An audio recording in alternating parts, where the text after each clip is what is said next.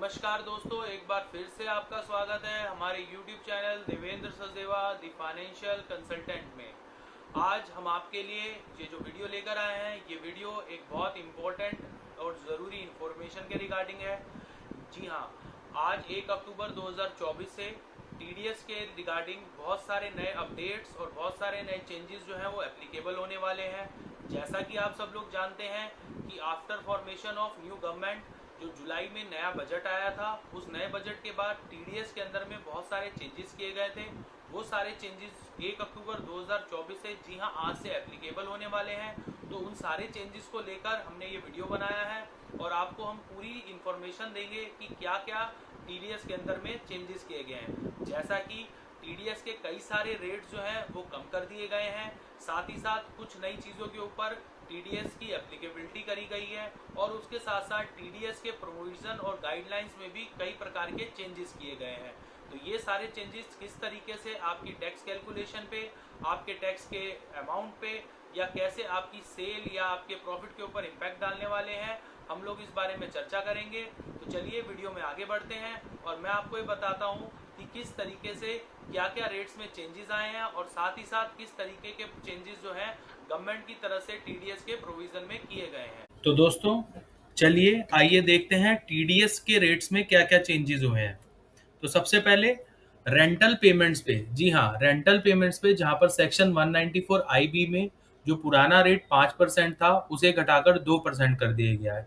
यहाँ पर कुछ लोगों को ये कंफ्यूजन रहता है कि रेंटल पेमेंट्स के ऊपर तो 10% TDS था, तो 5% ओल्ड रेट कैसे हो सकता है। तो मैं यहाँ पर उनका कंफ्यूजन क्लियर करने के लिए बता देना चाहता हूँ कि जो रेंटल का एक सेक्शन है वो है रेंटल सेक्शन 194 IA और हम बात कर रहे हैं रेंटल के सेक्शन 194 IB के ऊपर में।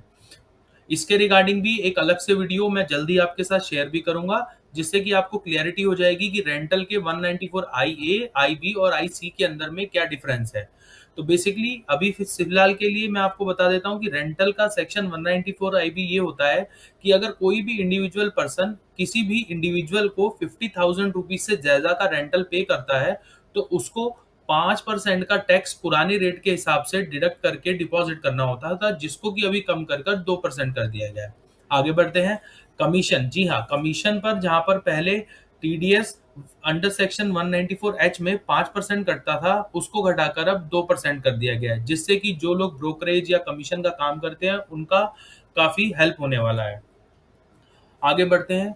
ई कॉमर्स ऑपरेटर, जी हाँ, जितने भी न्यू स्टार्टअप या कई ऐसे लोग होते हैं या कई ऐसी वुमेन्स होती हैं जो अपने घर से काम करती हैं, online portals Amazon, Flipkart, Meesho, ऐसे कई पोर्टल्स के ऊपर में छोटा मोटा सामान जो ऑनलाइन सेल करते हैं, तो उस सेल के ऊपर में ई कॉमर्स ऑपरेटर द्वारा 1% का TDS काटा जाता था, जिसको अब सरकार ने घटाकर 0.10% कर दिया गया है। इससे ई कॉमर्स के ऊपर में सेल करने वाले सभी सेलर्स को काफी रिलीफ मिलेगा, उनके प्रॉफिट्स में काफी फर्क आएगा और उनके कैश, मेजरली जो उनका कैश फ्लो है वो काफी इंक्रीज हो जाएगा। साथ ही साथ एक नया सेक्शन इंट्रोड्यूस हुआ है, payment to the partners in a firm, section 194T। जी हाँ, पहले अगर पार्टनरशिप फर्म में कोई भी पार्टनर किसी टाइप का पेमेंट यहाँ से विड्रॉल करके लेके चला जाता था, not like salary in other case, तो उसके ऊपर किसी भी टाइप का कोई TDS डिडक्ट नहीं होता था। बट नए सेक्शन में 194T में 10% TDS डिडक्ट किया जाएगा, जिसकी थ्रेशोल्ड लिमिट 20,000 रुपीज रखी गई है। आगे बढ़ते हुए म्यूचुअल फंड यूनिट्स के ऊपर सेक्शन 194 के भी एप्लीकेबल किया गया है। इसके ऊपर पहले कोई यूनिफॉर्म रेट से टैक्स नहीं कटता था, बट अब गवर्नमेंट की तरफ से सेक्शन 194 के में 10% का fix income tax TDS deduct किया जाएगा। पेमेंट ऑफ LIC, जी हाँ, LIC की पेमेंट, LIC की पेमेंट पर सेक्शन 194DA में पुराने रेट के हिसाब से 5% का TDS डिडक्ट किया जाता था, जिसको कि अभी घटाकर 2% कर दिया गया है। साथ ही साथ कमीशन ऑन लॉटरीज पे सेक्शन 194G में TDS के रेट को घटाकर 5% से 2% कर दिया गया है। ये तो बात हुई उन सब रेट्स की जो रेट्स को घटाकर कम कर दिया गया है। इसके साथ साथ प्रोविजन में भी कुछ चेंजेस किए गए हैं। चलिए इनकी प्रोविजन चेंजेस के ऊपर हम लोग बात करते हैं। सबसे पहले clarification for joint property ownership section 194IA। जी हाँ, सेक्शन 194 आई है, जहां पर कि अगर आप किसी भी प्रॉपर्टी को सेल करते हैं तो वहां पर आपको प्रॉपर्टी की वैल्यू अगर 50 लाख रुपए से ज्यादा की हुआ करती थी, आपको उसके ऊपर टीडीएस डिपॉजिट करना होता था। अब इसके अंदर में कई सारे सेलर्स या बायर्स को ये कंफ्यूजन रहता था कि अगर सपोज टू से एक एग्जांपल के लिए उन्होंने कोई प्रॉपर्टी 60 लाख रुपीस की खरीदी है और उसमें दो जॉइंट ओनर हैं, तो एक ओनर का शेयर बनता है 30 लाख रुपए। तो वो दोनों ओनर ये मान लेते थे कि उनकी थ्रेशोल्ड, इंडिविजुअल थ्रेशोल्ड लिमिट जो है वो एक्सीड नहीं हुई है और वो उसके ऊपर में टीडीएस नहीं जमा कराते थे। बट गवर्नमेंट ने अभी इसके अंदर में एक क्लैरिफिकेशन दे दी है, जिससे कि अभी ये क्लैरिफाई हो गया है कि प्रॉपर्टी की टोटल वैल्यू अगर 50 लाख से इंक्रीज हो जाती है तो आपको 2% का टीडीएस काट के जमा कराना होगा। अब यहाँ पर ऐसा नहीं होगा कि अगर प्रॉपर्टी की वैल्यू 60 लाख है और दो ओनर हैं, अगर दोनों को 30-30 लाख रुपए भी शेयर आता है तो दोनों को अपने 30-30 लाख रुपए के ऊपर एज पर रूल टीडीएस को डिपॉजिट कराना होगा। आगे बढ़ते हैं। अगली क्लैरिफिकेशन जो आई है वो आई है TCS credit in TDS calculation. जी हाँ, ये वाली जो राहत है ये सैलरीड एम्प्लॉयज के लिए बहुत बेनिफिशियल हो गई है। सैलरीड एम्प्लॉयज वैसे ही टैक्स के लोड के नीचे बहुत ज्यादा दबे रहते हैं, तो एम्प्लॉयज के लिए टीसीएस का क्रेडिट जब उनकी टीडीएस कैलकुलेशन में मिलने लगेगा तो उनको टैक्स से बहुत रिलीफ हो गया। अब आइए इसके बारे में आपको बताता हूँ। फॉर एग्जाम्पल, अगर कोई एम्प्लॉय एक कार खरीदता है और कार की वैल्यू थ्रेशोल्ड टीसीएस लिमिट से अबव रहती है, तो उसकी कार की परचेज वैल्यू के ऊपर उसको टीसीएस काटा जाता था।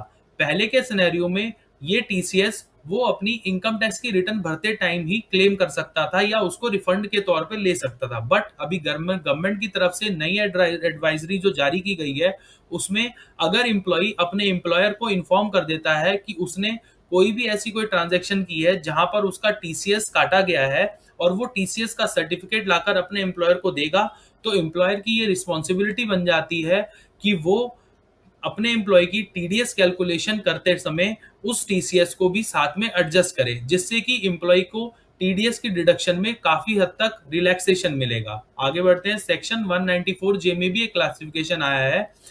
आप सब लोग ये जानते होंगे कि सेक्शन 194 जे जो होता है वो बेसिकली प्रोफेशनल और टेक्निकल सर्विसेज के लिए होता है, और साथ ही साथ सेक्शन 194 सी जो होता है वो बेसिकली कॉन्ट्रेक्चुअल वर्क के लिए होता है। बट कई लोग इसमें एक स्मार्टनेस दिखाते हुए क्या करते हैं कि 10% के 194 जे के टैक्स से बचने के लिए अपनी सर्विसेज को 194 सी में रेंडर करवाकर 2% का टीडीएस काट देते हैं। अब गवर्नमेंट की तरफ से एक क्लैरिफिकेशन 194 जे में ऐड कर दी गई है और उसमें स्पेसिफाई कर दिया गया है कि किस टाइप का वर्क जो है सेक्शन 194 जे के अंदर फॉलो होगा, जिससे कि किसी भी टाइप का कोई भी कंफ्यूजन ना रह जाए। जहां पर सेक्शन 194 जे में 10% टीडीएस काटने की रिक्वायरमेंट है, वहां पर 10% टीडीएस कटेगा, और जहां पर 194 सी में 2% या 1% का टीडीएस काटने की रिक्वायरमेंट है, वहां पर 2% का टीडीएस काटा जाएगा। आगे बढ़ते हैं।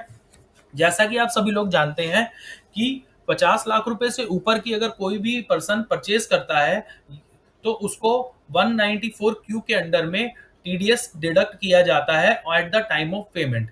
अभी तक इस सेक्शन के अंदर में लोअर डिडक्शन सर्टिफिकेट की अवेलेबिलिटी नहीं थी, तो गवर्नमेंट ने ये अलाउ कर दिया है कि अभी कोई भी ऐसा पर्सन जिसका ऑलरेडी अदर सेक्शंस में काफी ज्यादा टीडीएस कट रहा है और वो ये चाहता है कि सेक्शन 194 क्यू में उसका टीडीएस ना काटा जाए, तो वो लोअर डिडक्शन सर्टिफिकेट के लिए अप्लाई कर सकता है और अपने टीडीएस को रिड्यूस करा सकता है। दोस्तों, जैसा कि आपने देखा, कई सारे टीडीएस रेट्स को कम कर दिया गया है और साथ साथ कई नए सेक्शन को इंट्रोड्यूस किया गया है जहां पर कि टीडीएस की अब एप्लीकेबिलिटी हो जाएगी। जैसा कि आपने देखा, एक पुराना सेक्शन 194H जहां पर कमीशन पर 5% का टीडीएस डिडक्ट किया जाता था, अब उसको कम कर 2% कर दिया गया है, जिससे कि जो लोग कमीशन या ब्रोकरेज का काम करते थे और उनके ऊपर 5% के टीडीएस का लोड पड़ता था, अब वो कम होकर 2% हो जाएगा। साथ ही साथ कई नए सेक्शन भी इंट्रोड्यूस किए गए हैं, जिसमें से एक सेक्शन है 194T, जिसके अंतर्गत पार्टनरशिप के पार्टनर्स अगर पार्टनरशिप फर्म में से किसी भी टाइप की कोई विड्रॉल करते हैं जिसकी थ्रेशोल्ड लिमिट 20,000 रुपये रखी गई है, उससे अबव किए गए विड्रॉल्स के ऊपर 10% का फ्लैट टीडीएस डिडक्ट किया जाएगा। इसके साथ कुछ प्रोविजन में भी चेंजेस किए गए हैं और ये प्रोविजन के किए गए चेंजेस बहुत क्लैरिफाई चेंजेस हैं, जिससे कि काफ़ी सारी चीज़ों को लेके जो लोगों के मन में कन्फ्यूजन्स रहते थे वो कन्फ्यूजन जो हैं वो अब क्लैरिफाई हो जाएंगे। जैसे कि एक मेजर क्लैरिफिकेशन जो इसके अंदर में आया है कि अगर कोई भी पर्सन सेक्शन 194 IA में प्रॉपर्टी को सेल करता है तो उसके थ्रेशोल्ड लिमिट 50 लाख रुपीस के ऊपर, जॉइंट ऑनर के केस में 25 लाख के ऊपर दोनों ओनर्स को टीडीएस डिपॉजिट कराना पड़ेगा। पुराने सिनेरियो में कई सारे व्यक्ति ऐसा करते थे कि वो प्रॉपर्टी की इंडिविजुअल वैल्यू निकालते थे अपने पार्ट की और उसके ऊपर टैक्स डिपॉजिट नहीं करते थे। यहाँ पर गवर्नमेंट ने क्लैरिफाई किया है कि अगर प्रॉपर्टी की जॉइंट वैल्यू एक्सीड करती है 50 लाख रुपीस की लिमिट को, तो उनको उसके ऊपर एज यूजुअल टैक्स डिपॉजिट करना पड़ेगा। आइदर जॉइंट ओनर होने की वजह से पर ओनर के हिस्से में 25 लाख रुपीस ही क्यों आते हो। तो दोस्तों, ये वीडियो आपको कैसा लगा आप कमेंट बॉक्स में कमेंट करके हमें ज़रूर बताइएगा। साथ ही साथ आपको अगर किसी भी प्रकार की कोई भी और जानकारी चाहिए हो, जैसे कि टीडीएस रिलेटेड, इसी वीडियो में बताए गए चेंजेस से रिलेटेड, या फिर इसके अलावा जीएसटी में अगर जो भी कोई चेंजेस हुए हैं उन चेंजेस से रिलेटेड अगर आपको कोई भी जानकारी चाहिए तो आप कमेंट बॉक्स में कमेंट करके पूछ सकते हैं। हम जल्द ही उसके ऊपर अपना वीडियो लेकर आएंगे और आपको पूरी इन्फॉर्मेशन प्रोवाइड कराएंगे। और अगर आपको कुछ अर्जेंट इन्फॉर्मेशन चाहिए तो आप हमसे डायरेक्ट कांटेक्ट कर सकते हैं थ्रू ईमेल, जो कि हमने डिस्क्रिप्शन में दिया हुआ है। तो दोस्तों, अभी के लिए हम लोग आपसे अलविदा लेते हैं और जल्द ही हम आपको मिलेंगे हमारे नए वीडियो के साथ में। और तब तक के लिए कृपया हमारे चैनल को लाइक करें, सब्सक्राइब करें और शेयर करें, जिससे कि ज़्यादा से ज़्यादा लोग हमारे वीडियो का लाभ उठा सकें और अपनी प्रॉब्लम का सॉल्यूशन प्राप्त कर सकें।